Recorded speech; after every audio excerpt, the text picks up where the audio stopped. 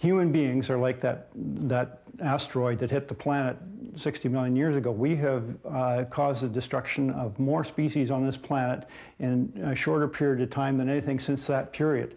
So we've got to start putting things back a little bit.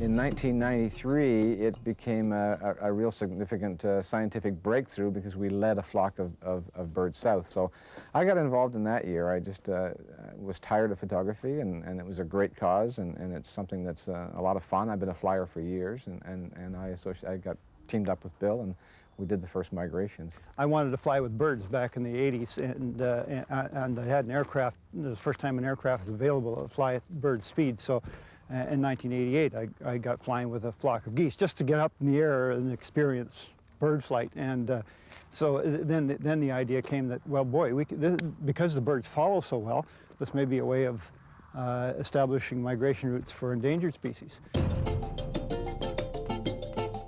I'm a sculptor. I made all sorts of things, sculptures for expos and IMAX films, sort of all over the map. This is the roof of my house. This is my living room, if you can see down in there. I have a little exercise bar there in the middle. And essentially, it's built so that it'll last for a few millenniums, we hope. You don't have to re-roof it because the roof renews itself every year it grows up. Any animals that stay north, other than something that's got a lot of fur on it, will live in a burrow over winter. So if you can design a burrow that's human habitable, it's much more efficient and cheaper. And well, come on inside and see.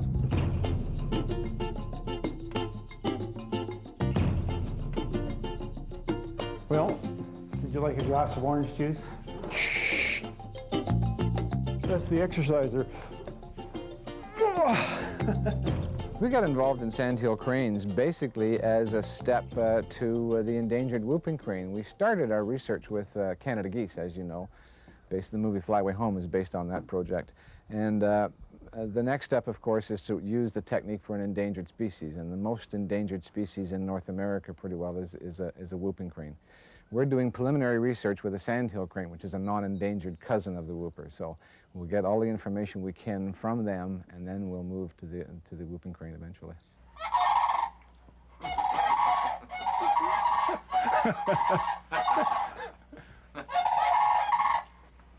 So what is that? That's the cranes. That's the sandhill cranes calling it a wild crane that had been parked with them, and they took off, so they're calling it back. When you're flying, you actually call them, and after a while your throat gets sore because you're trying to scream over the side of the engine, and it actually works. The birds will actually come closer when you call. So if we burn that in repetitive on a CD, carry it in the aircraft, press a button on the handlebar, the cranes will just go.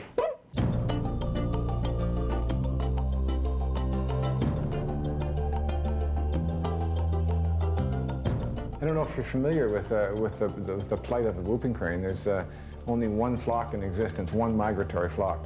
There's, as of this year, 181 birds in that flock, and they migrate from Wood Buffalo National Park in the Northwest Territories of Canada, and they travel 2,500 miles to the Gulf Coast of Texas. And it's one flock, so if you have an oil spill or loss of habitat or an avian disease, you could wipe out the entire flock. And what we're doing, what we want to do, is work with the whooping crane recovery team to establish a second, totally independent flock. We made some money out of the movie called Fly Away Home, and that's paid the way so far, but now we're trying to sell this. And we're selling this. We're doing all kinds of things. You buy T-shirts and what have you, and that's what funds it, you know, at this point. But now we're getting into a major expense because we got to fly them somewhere around between 2,000 and 2,500 kilometers, and and we've got to start quite far from our home base here, so the logistics to it and the costs really escalate.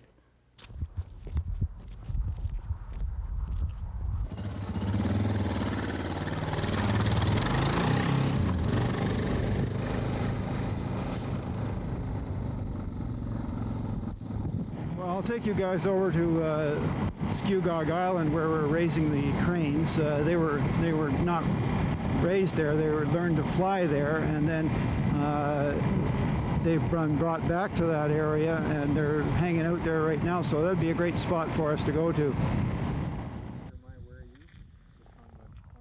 They flew north from Virginia. We took them south last fall in this experiment where we're trying to see if they will initiate their own migration north and find their way back to where we took them from. So they flew north about 2 weeks ago. They hit Lake Ontario, and if had Lake Ontario not been there, they would have come directly here. But they flew west around Lake Ontario and got lost up around Holland Marsh, etc., in that area. So we went 2 days ago with our aircraft and picked them up and led them back over here, and now they're free birds, but they like it here, so they stay here. Oh,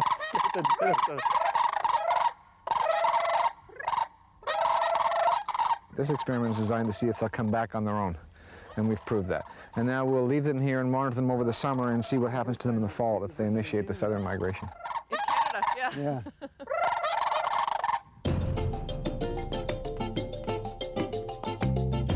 I just think it's a universal dream that people have, because we human beings have had to crawl along the planet ever since we've existed. We've always been envious of birds, and to get up there and fly with them is a dream.